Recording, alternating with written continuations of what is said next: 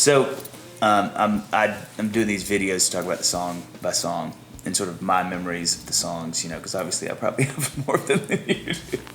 It seems like you've done 5 billion records.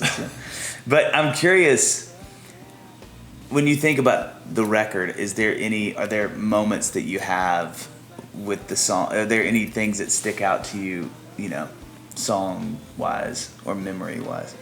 I mean, we talked a bit about Crazy About You. I mean, to me, that was just like an unleashing of just, for me, I'd never gotten to work on a song like that before, and I just had such a love for soul music. And so I've always appreciated about your songs, especially a lot of your bridges, just chordally, you would just do things that were just like, whoa, wasn't expecting that, but it's so, wonderful. And I felt like it just really allowed the musical experience to be wide open, and so like Crazy About You, that we were just talking on the perch earlier about the kazoo solo, but that melody, that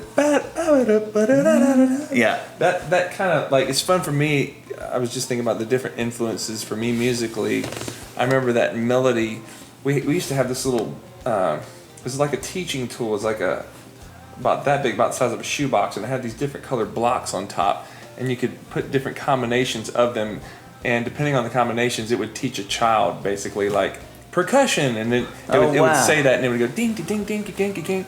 And so one of the things was this like vocal, it was like vocals, and it would do this doo-wop thing, as ba ba ba ba ba ba ba, that kind of stuff. Yeah. So in my mind, that's when I heard that, I pictured that box. Oh, that's and hysterical. I was taking back that time. I was remembering, the way that thing sounded. I was like, it's just fun to see how little influences happen like that. I was thinking about Can't Grow Tired of Your Love. I mean, this is probably, of the whole record, unparalleled my favorite. This is probably my favorite thing in the world on this record.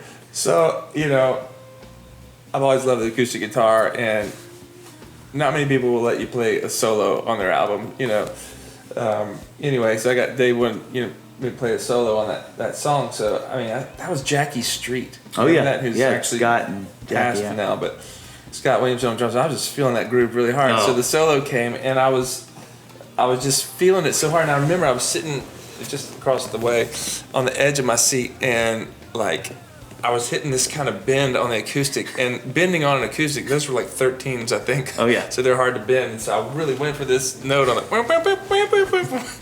like that. And when I came down, some other noise exited my body.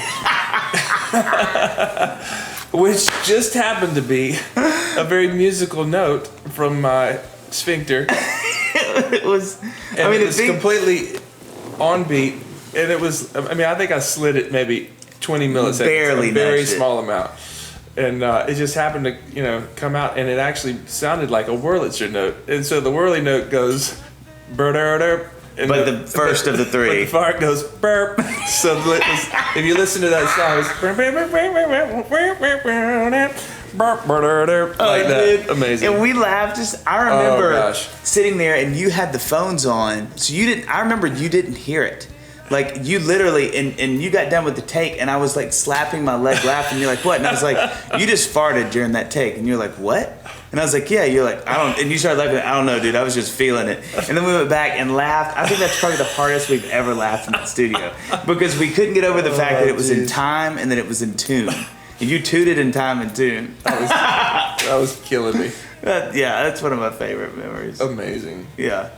But yeah, I mean, just thinking even like LA song, it's like, I know we both love Sting, and to me when I hear that song, I kind of hear the Sting influences on it, and along those same lines, like What Am I Gonna Do? Yeah. Like I remember, I'm pretty sure this was the album.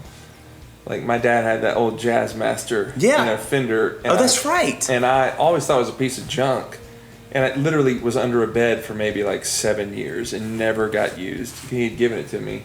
And I just, I bought all these all new fancy guitars. Well, one day I was like, I'd gotten more into music, and I pulled it out. It's like, I wonder what this thing actually sounds like now that I knew more about tone. And I plugged it in. I was just like, yeah, that I forgot about that thing. I'm pretty sure that the only electric guitar on that entire album was the Jazzmaster. Yeah. And that whole yeah. There's like this ninth chord that came formation wise from Message in a Bottle. I remember really appreciating the freedom to just go, you know, and like no rules, and that was, I mean, just it's beautiful to have that kind of freedom. I think when making music, you know. I think too, you know, for me, and final thought is, that was the record that I had waited, you know, 23 or 24 years to do. So, you know, I think it was so much fun for me because I had all these studio guys I wanted to work with. I had, you know, these things I wanted to try, and it was so fun for me because I think getting in there and being able to work with you and knowing you so well, you know, I'd worked with you and we were such good friends. It was just like such an amazing record for me because it was like the culmination of all these things I'd been so excited to try and to do, people I'd wanted to work with, hearing what you were going to do with these songs.